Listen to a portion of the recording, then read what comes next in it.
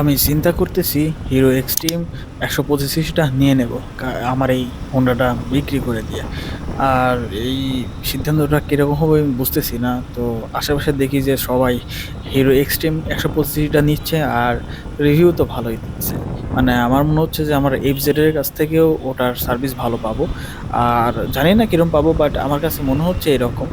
কারণ এফজেড এটা তো অনেক ওল্ড হয়ে গেছে, ভার্সন 2 যদিও, তারপরেও তেল তো ভালো খায়।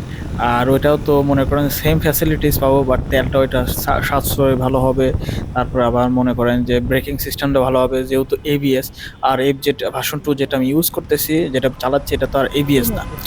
একটা ডিস্ক ব্রেক আর একটা জাম্প ব্রেক। সো আমার কাছে মনে হচ্ছে যে হিরো এক্সট্রিম 125টা আমার কাছে আমার জন্য ভালো হবে। তবে আগের মতো আর বাইক চালানোর প্রতি নেশা নাই। কারণ বাইক শুধুমাত্র চালানো দরকার তাই চালাই, একটা প্রয়োজনে চালাই। খুব মানে শখ করে আর হুন্ডা চালানো হয় না, বাইক চালানো হয় না।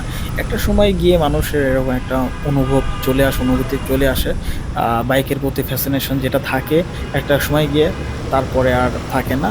যখন আমার বয়সটা এখন যেমন চলতেছে, এখন আর বাইকের প্রতি আমার ফ্যাসিনেশন কাজ করে না।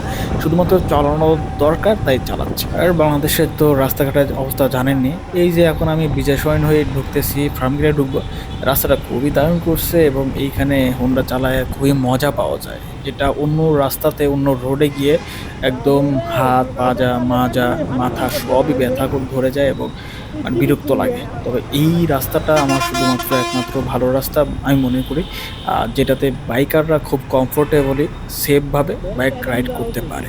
সরকারের উচিত প্রত্যেকটা এলাকা এবং প্রত্যেকটা জায়গায়, ঢাকা শহরের মধ্যে অন্তত, এইভাবে রাস্তাগুলো মেরামত করে এবং রাস্তাটা ঠিক করা। কারণ একটা রোডের মধ্যে অ্যাক্সিডেন্ট হয়ে একটা মানুষের প্রাণ চলে যাওয়া, এটা আসলে কারোর জন্য কাম্য নয়।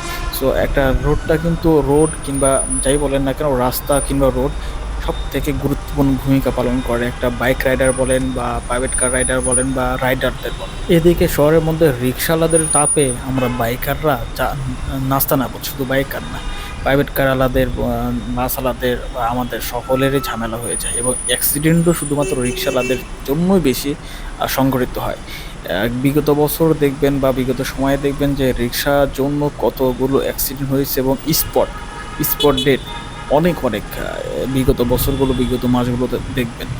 সো আসুন আমরা সচেতন হই এবং চালানোর ক্ষেত্রে অন্তত সচেতন হই, ওভার স্পিডিং না করি, আর সাবধানতার সাথে বাইকগুলো রাইড করি।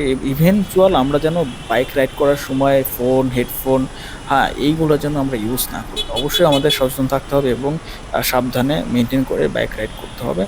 আর আমি তো অনেক নর্মালি বাইক চালাই, রাফ তো একদমই চালাই না।